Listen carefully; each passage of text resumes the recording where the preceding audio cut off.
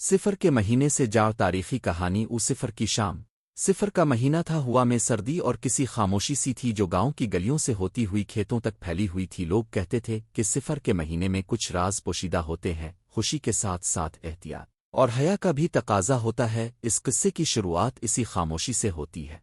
एक छोटे मगर मसरूफ तिजारती गांव बेरबेद में, जहां मौसम की गर्दिश, रास्तों की रवानी और लोगों के दिल की धड़कनें सब एक दूसरे के साथ जड़ी हुई थीं। गांव के किनारे पर एक पुराना दरख्त था जिसके साए तले बाजार लगता, और इस बाजार के बीचों बीच खड़ा एक छोटा सा दुकान था। दुकान का मालिक अमीर नामी ताजिर हाजी यूसुफ था। हाजी यूसुफ बड़े सीधे सादे मगर दिलदार आदमी थे। तिजारत के साथ साथ कुरान हदीस के मानी में दिलचस्पी रखते, और जब भी कोई मुश्किल आती तो पहला हाथ बढ़ाने वाला यही होता। हाजी यूसुफ की बेटी ज़ैनब 14 साल की, लेकिन ज़हन में नटखट और बेबाक। इसके चेहरे पर एक रोशनी थी जो अक्सर लोगों के दिलों को बहलाती थी। ज़ैनब किताबों से मोहब्बत करती, और ख़ास तौर पर सफ़र के क़िस्सों में इसके ख्वाब इसके बाप के क़िस्सों की तरह ऊंचे शहरों, दौर कदीम बाजारों और सड़कों के किनारे घूमने वाले शायर और ताजिर के वाक़ोहे से भरे होते। इसी गांव के करीब एक बड़ा रास्ता गुजरता था जो शुमाल की वादियों को जुनूब के बंदरगाहों से मिलाता। एहर चंद दिन बाद वहां से कारवान गुजरती, ऊंट, घोड़े और छोटे छोटे कामून हिस्सों। इस जमाने में ये रास्ते कौमी जिंदगी की नालियां हुआ करते थे। खबर, तिजारत, रिश्ते और कभी कभी जंग व अमन का पैगाम भी। एक सुबह सिफर की 4 तारीख थी। बाजार में थोड़ी बेचैनी महसूस की जा रही थी। लोग एक दूसरे से सरगोशी कर रहे थे। शहर के बाहर एक कारवान की आमद का पता चला। कारवान जो दूर दराज शहर मदीनतन खैर से आ रहा था। इस कारवान के सरप्रस्त मालिक रंजवान एक तजर्बाकार ताजिर था जिसे रास्ते की सख्तियों का तजर्बा था। इसका कारवान कई कीमती अशिया, मसाले, कपड़े और ख़त भी साथ लाया हुआ था, मगर साथ ही साथ और ये खबर लोगों की बेचैनी की वजह बनी। ये कारवान कई यतीम बच्चों और ज़ख्म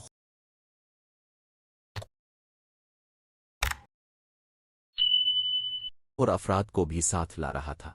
जंग के मारे, कबायली झगड़ों से बिछड़े हुए ख़ानदान और एक बुजुर्ग आलम जो अपनी किताबों के थैलों के साथ थक हार कर सफ़र कर रहा था। हाजी यूसुफ ने कारवान को रोका, पानी और खाने की फराहमी की तजवीज़ दी। ज़ोन इंसाफ की बात यह भी रही कि सिफर के महीने में अक्सर मुसाफिरों को पनाह और एहतराम देने की रवायत थी, मगर इस सुबह हुआ में कुछ और भी था। खबर थी कि करीब की पहाड़ियों में मंझे हुए डाकू जमा हो रहे हैं। वही लोग जो रास्तों पर कमीन बिछाते, कारवान लूट लेते और देहातों में खौफ की लहर दौड़ा देते थे। लोगों की ज़ुबान पर खौफ सवार था, मगर दिल में मेहरबानी भी थी। मालिक रंजवान ने दस्तखती अंदाज में कहा, हमें अगले शहर तक जाना ही हिंगर, रात यहीं रुकना महफूज रहेगा।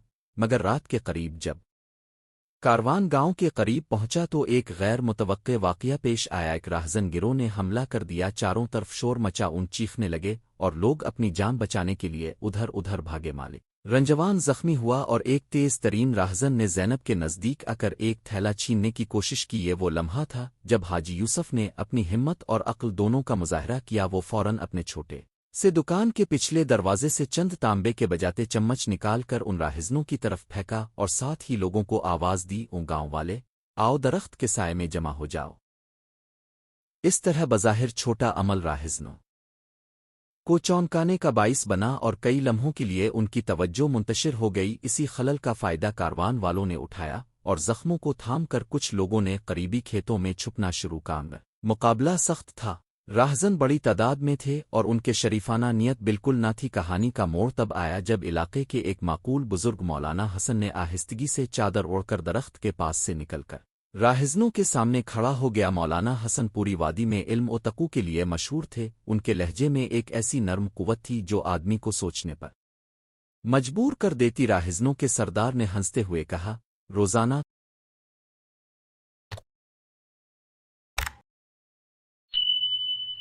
तो हमसे लड़ेगा? बूढ़ा, तुम्हारी ताकत क्या है? मौलाना ने ना झटके ना गुस्सा का अल्फाज ने आहिस्ता से कहा, हमारे यहाँ सिफर का महीना है, लम्हों का महीना, जब लोग इम्तिहान से गुजरते हैं। मेरे हाथ में कोई तेग नहीं, मगर मेरे पास तुम सब के लिए एक सवाल है। क्या तुमने कभी देखा है कि तुम्हारा अमल दूसरे की माँ को रोता है? क्या तुमने कभी देखा कि बच्चों की आंखों में खौफ आ गया होता है? सरदार को किस्सा सुनाने की तमकीन न हुई। اس نے مولانا کی طرف تیز قدم بڑھائے مگر مولانا کے لبوں سے نکلنے والے الفاظ نے ایک پل کے لیے سب کچھ تبدیل کر دیا۔ مولانا نے پھر کہا، یہ زخم، یہ بھوک، یہ قرابت، یہ سب انسانی ہے۔ تم سب کا بھی گھر ہے، بھی ماں باپ ہیں۔ اگر تم اسی راہ پر چلو گے تو تمہارا نام بھی اسی خاک میں دبیے گا جس نے اب گاؤں والوں کا دل زخمی کیا ہے۔ یہ باتیں راہزنوں کے کانوں تک پہنچیں، کچھ خاموش ہوئے تو کچھ نے اپنی بندوقیں جھکا مگر سب کا دل نرم نہ ہوا۔ تب مالک رنجوان نے، جو زخمی تھا مگر انتظامی ذہانت میں کم نہ تھا، اپنی پوری ادرا داری سے ایک منطق نکالی۔ اس نے راہزنوں سے کہا، ہم میں سے ہر ایک نے راہ میں کچھ نہ کچھ کھویا ہے، مگر تم اگر چاہتے ہو آج رات کے کھانے میں حصہ لو، نہ خون نہ لوٹ، تمہیں 2 وقت کی روٹی دے دیں گے، مگر ایک بار تمہیں انسانیت کا ذائقہ چکھنا ہوگا۔ یہ جملہ ایک طرح کا چیلنج اور ایک طرح کی پیشکش راہزنوں کے سردار کے دل میں ایک ٹکرا بدل ڈال گیا۔ وہ خاموش ہوا، اس کے چہرے پر کوئی تبدیلی آئی، شاید شرم، شاید تھکن، شاید وہی انسانی کمزوری جسے مولانا نے بھی کہا تھا۔ آخر کار سردار نے اپنے بندوق کو زمین پر رکھ دیا اور کہا، آؤ کھاؤ، مگر تم ہمیں لوٹنے کا راستہ دکھاؤ گے کہ ہم کہاں جائیں تاکہ مزید نقصان نہ کریں۔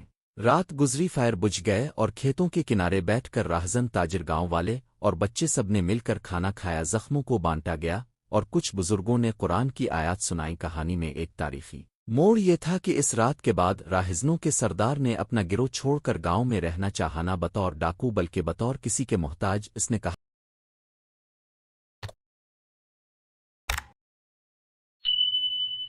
کہ وہ اپنے گناہوں کا ازالہ کرے گا اور جس طرح لوگوں نے اس کو کھانا دیا وہ بھی اب اپنے پاس آ کر کسی کی مدد کرے گا۔ یہ واقعہ جلد ہی گاؤں سے باہر بھی پھیل گیا۔ نزدیکی قصبوں میں اس کی تعریف ہونے لگی کہ کیسے ایک صفر کی رات نے لوگوں کے دل بدل دیا۔ بادشاہتوں ہے اور سلاطین سے دور چھوٹے چھوٹے قصبوں میں انسانیت کے ایسے امتحان ہوتے رہے جو بعض اوقات تاریخ کے بڑے اتار چڑھاؤ سے زیادہ معنی خیز ثابت ہوتے ہیں۔ مالک رنجوان نے اگلے دن کاروان کو دوبارہ ترتیب دیا اور زخموں کا خیال رکھتے ہوئے آہستہ آہستہ روانہ ہوا۔ راہزن سردار نے اپنی رہائی کی درخواست کی اور پھر گاؤں میں رہ کر معصوم بچوں کو کھانا کھلانے لگا۔ کچھ لوگ کہتے ہیں کہ اسی سردار نے بعد میں دور کے ایک شہر میں سماجی کام شروع کیا جس کا ذکر لوگ آنے والی نسلوں میں کرتے رہے۔ زینب کی دنیا بدل گئی۔ اس نے وہ رات، وہ باتیں اور وہ تصاویر اپنے دل میں محفوظ کر لیں۔ اس نے دیکھا کہ صفر کا مہینہ صرف منفی یا خوف کا پیغام نہیں لاتا، یہ جانچنے کا مہینہ بھی ہے کہ انسانیت کس طرح آزمائش میں کیا دیتی ہے۔ مولانا حسن نے گاؤں والوں کو بتایا کہ تاریخ میں یہی چھوٹے واقعات بڑے اخلاقی موڑ بن جاتے ہیں۔ جنگوں کی تاریخ میں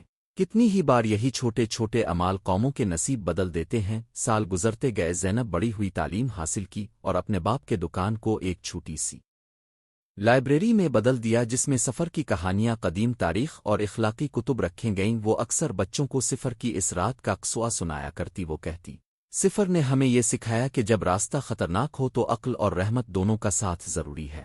گاؤں کے بزرگ بھی اس بات پر راضی تھے کہ ایک کم پاور والے لمحے نے انسانوں کو قریب کیا اور قصبہ امن و محبت کی چادر میں لپٹ گیا۔ یہاں سے کہانی کا تاریخی پس منظر بھی واضح ہوتا گیا۔ عرص دراز میں جب سڑکیں خطرات سے گھری ہوتی تھیں تو لوگ ایک دوسرے پر انحصار کرتے راستوں کے قصے، چھوٹے چھوٹے میلوں کی ترتیب اور محافظت کے لیے بنائے جانے والے اتحادیہ سب ایک تاریخ بن کر رہ گئے۔ صفر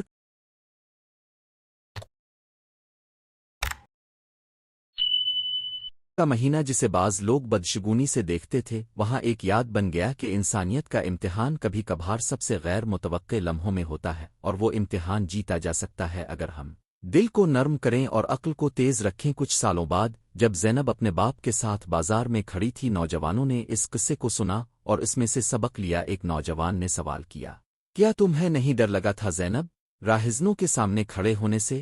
زینب نے مسکرا کر جواب دیا، ڈر تو تھا مگر ہم نے دیکھا کہ جب خوف اور محبت ایک ساتھ آ سکتے ہیں تو محبت کا زور زیادہ ہوتا ہے۔ مولانا نے کہا تھا، کسی کے دل میں شرم جگہ دو تو آدمی بدل جاتا ہے، اور وہی ہوا۔ یہ قصہ صرف ایک گاؤں کی کہانی نہیں رہا، وہ قصہ بن گیا جس میں صفر کا مہینہ امن، معافی اور انسانی ہمدردی کے لیے موقع تھا۔ لوگوں نے ہر سال صفر کے چاند کے دن ایک چھوٹا جلسہ رکھا، کھانے بانٹنے کا، زخموں کو یاد رکھنے کا اور ان لوگوں کے لیے دعائیں کرنے کا جنہوں نے راستوں پر رفاقت کی۔ یہ جلسہ نہ تو کسی مذہبی رسم تک محدود تھا اور نہ ہی محض ثقافتی، یہ ایک یاد دہانی تھی کہ تاریخ کے پیج پر انسانیت کا انتخاب کتنی دور تک اثر رکھتا ہی۔ خان کا اختتام کچھ یوں ہوا کہ بڑے بڑے واقعات تو تاریخ کی کتابوں میں لکھے جاتے رہے مگر اس چھوٹے سے قصبے کی صفر کی رات بھی تاریخ کے رخ پر اپنا اثر چھوڑ گئی۔ حاجی یوسف آخرکار بھاری عمر کے باعث کاروبار سے رخصت ہو گئے، مگر زینب نے اس لائبریری کو بڑھایا اور مولانا حسن کے اقوال کو نسل در نسل پہنچاوا۔ راہزن سردار نے اپنی ماضی کی روزی بدل کر اس شہر میں ایک مدرسہ کھولا جہاں جنگ زدہ بچوں کو علم اور روٹی دونوں ملتی تھے۔ آور اس قصے کا جو مقصد تھا صفر کے مہینے سے جڑا ایک تاریخی سبق، وہ یہ تھا کہ تاریخ صرف بادشاہوں کی فتوحات اور شکستوں کا مجموعہ نہیں ہوتی، بلکہ یہ روزمرہ کے انسانوں کے چھوٹے بڑے فیصلوں سے تراشی جاتی ہے۔ آخر میں جب کوئی پوچھے کہ صفر کا مہینہ تاریخ میں کیوں خاص ہے، تو بربدی کے بزرگ مسکرا کر کہیں گے، صفر وہ مہینہ ہے جب انسان نے اپنے اندر کی انسانیت کو پرکھا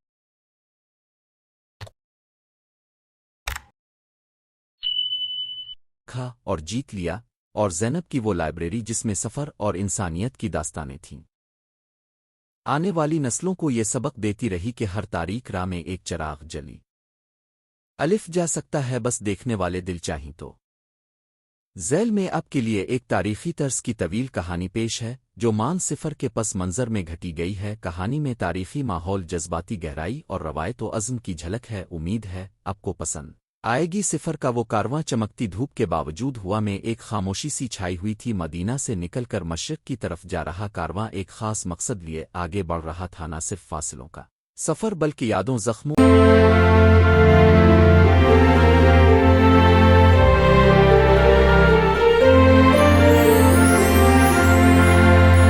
اور عہدوں کا سفر۔ بے لوگ اس مہینے کو عموماً بے نشان سمجھتے تھے۔ کچھ لوگ کہتے تھے کہ صفر نحس مہینہ ہے، مگر کارواں کے ہر مسافر کے چہرے پر اس مہینے کی حقیقت کے بارے میں ایک مختلف کہانی لکھی ہوئی تھی۔ آمن کارواں، جن کا نام تھا، عمر کے 40 کے قریب، مگر آنکھوں میں وہی تیز روشنی باقی تھی جو جوانی میں تھی۔ ان کے ساتھ یہ بوڑھی خاتون زینت نام تھیں، جن کی آنکھوں میں نمکین آنسو تھے مگر قدم مضبوط تھے۔ ایک نوجوان عباس، جس کی پشت پر ایک زخمی یاد تھی، اس نے اپنی کمر کے ساتھ اپنے گھر کی امیدیں بھی باندھی تھیں۔ ایک چھوٹا لڑکا حسن سواروں کے بیچ میں بار بار اپنے ہاتھ سے کسی پتھر کو چمٹا رہا تھا، جیسا کہ وہ کوئی مقدس نشان سمجھتا ہو۔ یہ سب لوگ مختلف قصبوں سے آئے تھے، مگر ایک مشترکہ آواز نے انہیں اکٹھا کر دیا تھا۔ ایک پیغام، ایک وعدہ، ایک تاریخ جو صفر کے مہینے سے جڑی تھی۔ اس پیغام میں ماضی کے زخموں کو انصاف کی روشنی میں لانے کا مطالبہ تھا۔ آس کا مقصد محض سیاسی تنازع نہیں تھا، وہ ایک گونج تھی جو ظلم کے خلاف اٹھتی تھی، اور اسی سبب سے وہ صفر کے مہینے میں روانہ ہوئے، جبکہ تاریخ کے صفحات نے غم و اندو کو مخصوص دنوں میں قفل لگا دیا تھا۔ کارواں جب ایک چھوٹے سے قصبے کے قریب پہنچا تو راستے کی دائیں طرف ایک درخت کے نیچے ایک ہجوم جمع تھا۔ درخت کے سائے میں بزرگ ایک قصہ سنا رہے تھے۔ وہ قصہ قدیم تھا مگر تازہ یادوں سے بھرا ہوا۔ نے دھیان سے سنا۔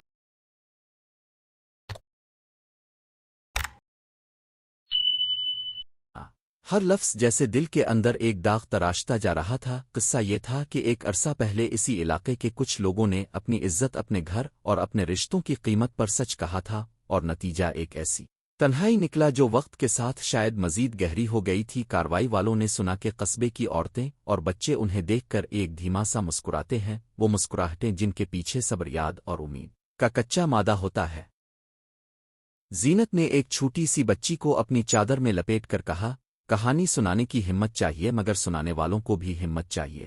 اس نے یوں کہا گویا وہ صدیوں کی حکمت سمیٹ چکی ہو۔ رات ڈھلتے ہی جب چاند کی ہلکی روشنی زمین کی نیچے گھس رہی تھی، کارواں ایک خستہ سرا میں ٹھہرا۔ وہاں ایک مدبر بزرگ آیا، اس کا نام قاسم تھا، مگر لوگوں نے اسے ایک قلمی او کا لقب دیا تھا کیونکہ وہ اپنے الفاظ کے ذریعے لوگوں کے زخموں پر مرہم رکھا کرتا تھا۔ قاسم نے آہستگی سے کہا، صفر وہ مہینہ ہے جب یادیں ہمارے اندر گہری ہوتی ہیں۔ یہ کسی نحس خوشی کا سوال نہیں، یہ تو محض ایک وقت ہے، مگر جو واقعہ صفر سے جڑا ہو وہ صدیوں تک لوگوں کی روح میں آبستہ رہتا ہے۔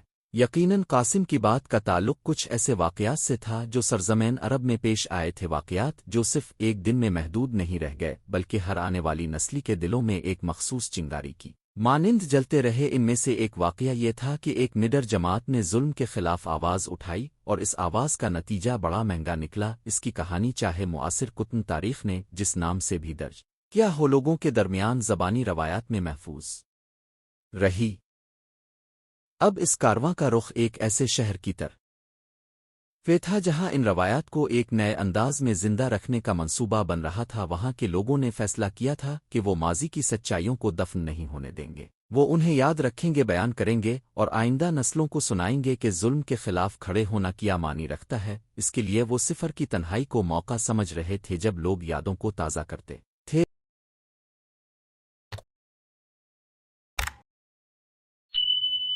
جب محافل میں قصے کہانیاں سنائی جاتی اور لوگ ایک دوسرے کے غم میں شریک ہوتے تھے، راہ کے دوران کارواں کے اندرونی ماحول میں مختلف سوئی گردش میں تھے۔ عباس ہوا میں کھڑے ہوئے اپنی کہانی سناتے ہوئے بولا، میرے والد ایک باغیچے کے مالک تھے، انہوں نے ہمیشہ انصاف کی بات کی، کمائی میں حق کی قیمت رکھی، مگر جب ایک دن طاقتوروں نے انہیں خاموش رہنے کا مشورہ دیا تو انہوں نے چپ نہیں کی۔ اس کا نتیجہ ایک ایسی رات بن گیا جب ہم نے گھر کا سب کچھ کھو دیا۔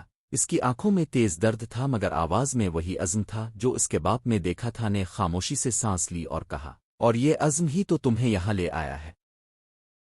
اس نے آگے بڑھ کر کہا کہ سچائی کی روشنی بڑے بوڑھوں کے ہاتھوں سے چھین لی جا سکتی ہے مگر اسے دلوں سے ختم نہیں کیا جا سکتا۔ زینت نے اپنے ہاتھ حسن کے سر پر رکھے اور کہا، کہانیاں زندہ رہتی ہیں جب انہیں سنانے والا مل جائے۔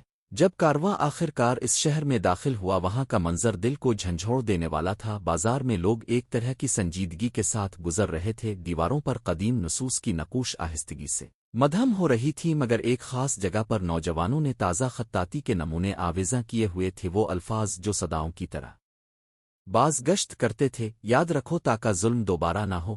شہر کے بزرگوں نے کارواں والوں کی محافل سجانے کی اجازت ڈاک بڑے مجلس عام میں جہاں ہر عمر کے لوگ جمع تھے۔ قاسم نے ایک لیڈر کے طور پر سامنے آ کر کہا، آج ہم صفر کے مہینے میں جمع ہوئے ہیں تاکہ وہ کہانیاں سنائی جائیں جنہیں چھپا دیا گیا۔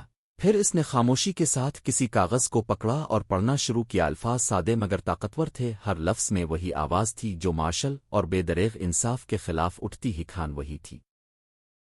ایک وقت تھا جب ایک چھوٹے سے قافلے نے ظلم کا مقابلہ کیا اور اس کے بدلے میں انہیں درد کا وہ حصہ دیا گیا جو آسانی سے بھلایا نہیں جاتا، مگر ان کی جرت، ان کی قربانیاں اور ان کی ہمت نے ایک نسل کو جگایا۔ اس گفتگو میں لوگوں نے آنکھیں نام کی تھی مگر لب پر خاموشی کی تھی۔ وہاں کوئی الزام تراشی نہیں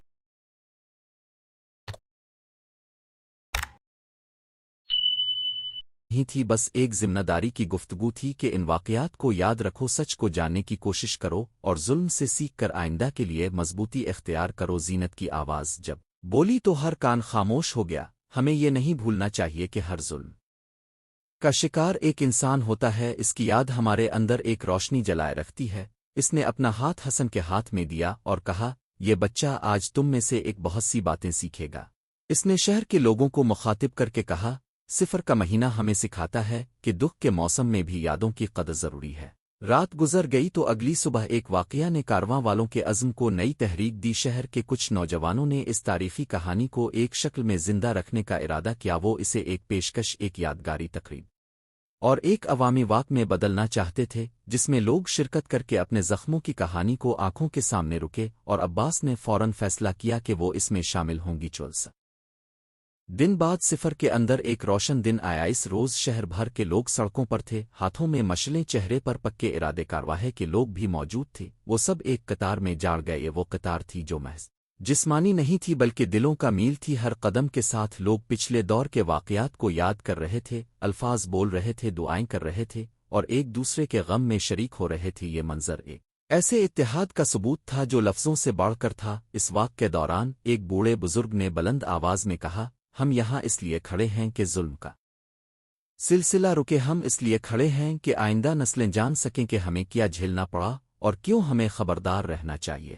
لوگ خاموشی سے سر ہلا رہے تھے۔ حسن، جس نے اس سارے سفر میں سب سے زیادہ سچائی سمجھی، ایک چھپے ہوئے کاغذ کو باہر نکال کر پڑھنے لگا۔ اس میں ایک چھوٹی سی نظم تھی جو اس نے اپنی بچپن کی زبان میں لکھی تھی۔ اس نظم نے لوگوں کے چہرے پر امید کے رنگ بکھیر دی۔ واپس کے راستے میں جب کارواں فضا میں پھیلی ہوئی خوشبو کے ساتھ چل رہا تھا، نے اپنے ساتھیوں کو دیکھ کر کہا، ہم نے تاریخ کو صرف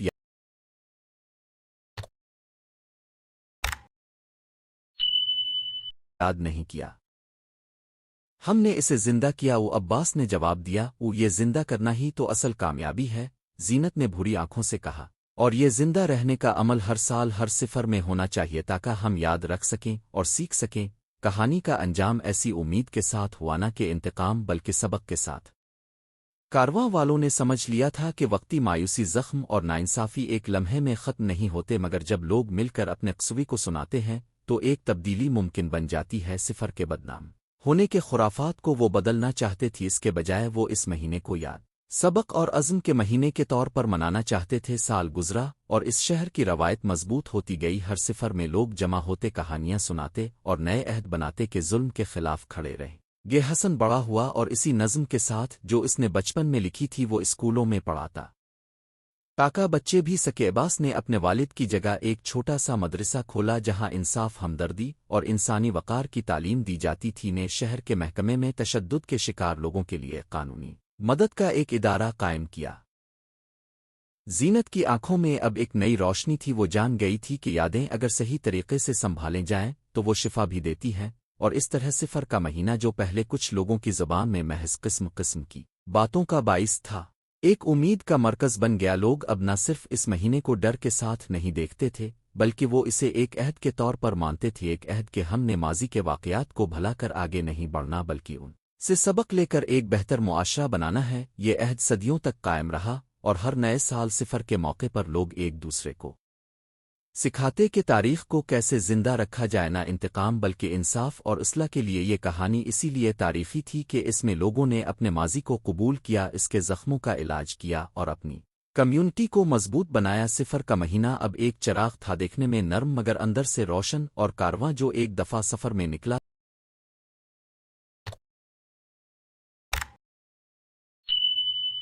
تھا اب ایک تحریک بن چکا تھا جس نے بتدریج پوری خطے کی سوچ کو تبدیل کر دیا تھا۔ لوگوں نے سیکھا کہ یاد رکھنا ایک ذمہ داری ہے اور اس ذمہ داری کو نبھانا ہی ان کا بڑا کام ہے۔ آخر میں جب حسن اپنی اولاد کی آنکھوں میں وہی روشنی دیکھتا جو اس کے بزرگوں کی آنکھوں میں تھی، وہ سمجھ گیا کہ سفر کا مقصد صرف فاصلوں کو طے کرنا نہیں تھا بلکہ یہ تھا کہ ہر نسل اپنے اندر وہ روشنی جلاتی رہے جس نے ان کے بزرگوں کو کھڑے رکھا تھا۔ صفر کے دن بھی اپنے اندر ایک سبق بند کیے ہوئے تھے، یاد رکھو، سنو اور انصاف کے لیے کھڑے ہو جاؤ۔ اور یوں صفر کا وہ کارواں جس نے ایک چھوٹے سے قصبے سے آغاز کیا تھا ایک بڑے بدلتے ہوئے سماج کی بنیاد بن گیا، ایک سماج جس نے اپنی تاریخ کو مسئلے کے بجائے سبق سمجھا اور جس نے اپنے دکھوں کو اندھیری راتوں تک محدود نہیں ہونے دیا بلکہ انہیں روشنی میں بدل دیا۔ یہ روشنی آج بھی جلتی ہے ہر وہ مرتبہ جب کوئی قصہ سنایا جاتا ہے، جب کہ کوئی زخم بانٹا جاتا ہے اور جب کوئی انسان دوسروں کے درد کو سمجھ کر ان کے ساتھ کھڑا ہوتا ہے۔